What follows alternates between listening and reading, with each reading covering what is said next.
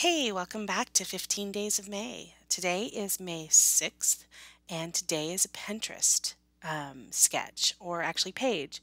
So, up in the upper left-hand corner, you'll see the page I found on my Pinterest board. I have a lot of pages on my Pinterest board that I have linked to in the past, and what I did is I went and I found one that I was really interested in scrap lifting. I will leave the link to it in the description below.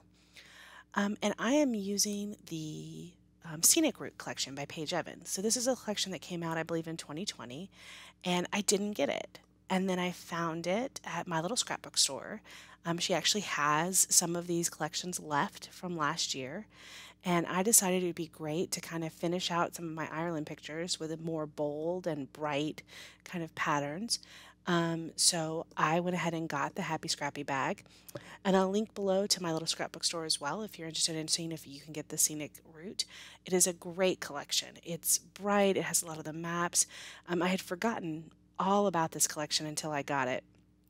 And I'm going through most of the papers here, you can see, and I'm trying to choose some that work. What I'm looking for really is a kind of a white core background and then a couple of patterns that I like for the vertical and the horizontal stripes. So that is my plan. Now it took me quite a second to figure out that if she had four pictures up and down, she can't possibly have 4x6s.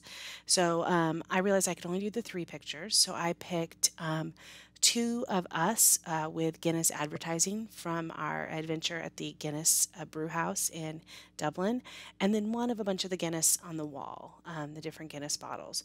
I cut them down to 4x4 just because I felt like it fit better on the page. I didn't want the full 4x6s.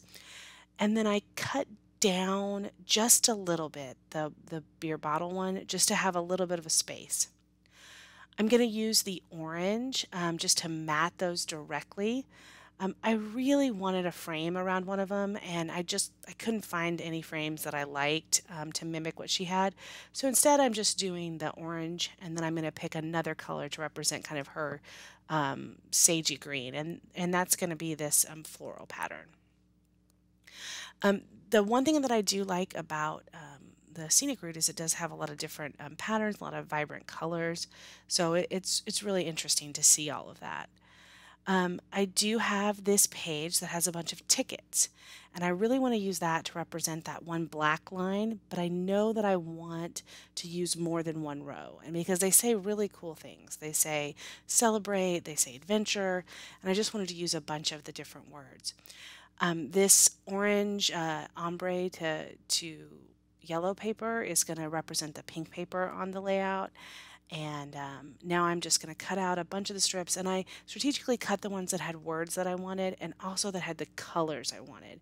So I knew I wanted an orange, I wanted the pink.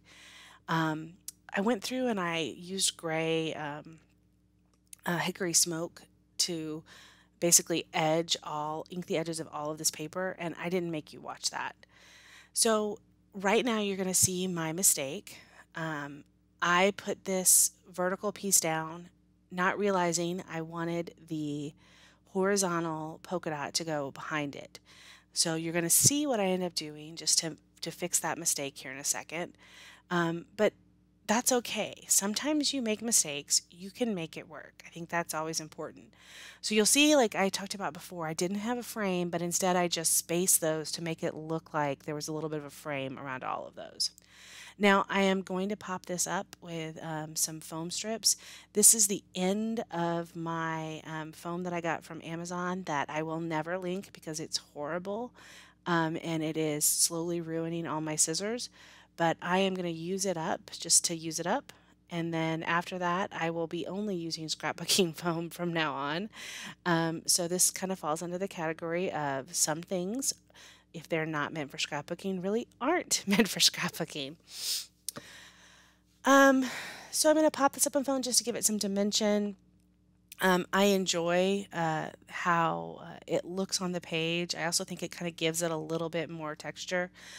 This page really isn't a difficult page, and you know it's not something that I really thought was going to turn out, but I really loved it. When I ended up looking at the end of the page, I was really excited with how it turned out. And now I'm sitting here and I just look over and I realize I didn't do this right because this is not there. So I'm going to mark with a pencil and I'm going to cut and actually be able to place this where I want it. Now, the good thing about this is I don't lose I lose some of the ombre. So before it was going to have really peachy on one side and then really bright yellow on the other side. And now I'm going to be able to keep more of the peachy. And so the ombre is going to be a little less severe and you're going to see it more. So I actually end up loving how that works out. Now, I didn't make you watch me peel off the back of all of those foams. But I did peel them all out, and now I'm going to do something that I really thought added a lot of dimension and kind of texture to the page, and that is I punched the holes with one of my hole punchers in the middle of all those tickets, and that just kind of you don't see it a lot in the layout, but it really did just kind of make them look more like real tickets. So that's just a little thing you can do without adding a lot of dimension, without adding a lot of extra work. Now, and I really wanted to get this first one lined up correctly. Because if I could get the first one lined up correctly, and then the rest of them could go together. So I did get my T-square ruler out and do that first one. And then after that, I just used the individual tickets to line each of them up. So it didn't take me too long. So this is sped up, I think, 3 times, and so it was probably about a 30 minutes for the whole layout, which really isn't that long. I mean, a lot of people have been asking, and I'm thinking about doing for one of my days 30-minute process videos and actually just doing a live one to show you can do pages under 30 minutes. But this page, I believe, was less than 30 minutes total for me to do. And following a sketch or doing a scrap lift really does help with that. It allows you to, kind of use your creativity in one way and not have to worry about necessarily maybe the layout. Sometimes using a page kit helps with that, so then you're not searching through your stash for all of the bits and bobs.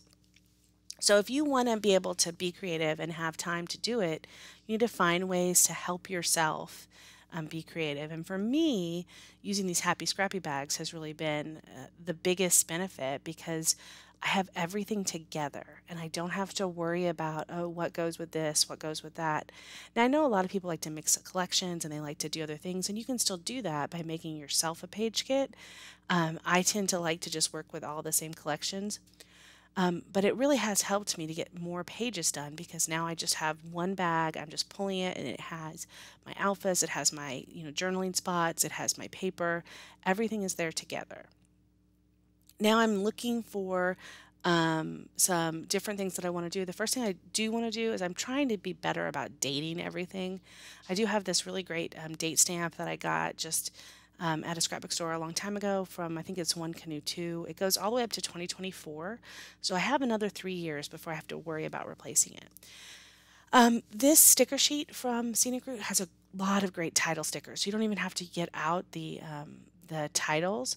And I believe it said the perfect experience or my favorite experience. It's a combination of word stickers that are already together and letter stickers, and I just think these pre-made titles just makes it easier. Now, once again, just a little tip, it would have been better if I had started from the last letter and gone to spelled it backwards, because then I wouldn't have had to worry about moving these. But these stickers, I'm lucky enough, pulled up pretty easy and were able to be put back down. So I'm going to just end by putting a few more things, and you can tell that I took away the Pinterest sketch because it was going to be in the way of the page, but there was a banner up there and the title's on the bottom, and I'm going to kind of change that. So I'm using some of the stickers from my Dublin sheet just to kind of use those, and the colors match perfectly with the Scenic Route, so I got pretty lucky with that. I am adding just a few more stickers here and there just to kind of combine the page and fill it out, but I don't add a whole lot more. I don't think it needs it. Just a little flower here or there, some of the hearts, and I think that page is basically done. I do want to add some stickers to the photos themselves, a couple of word stickers, and I really like doing that when you can, just to add something here and there. I love the blue foil in this collection. It's just so pretty. So that is my page. I don't have any other close-ups, so hopefully you can see it well enough from here.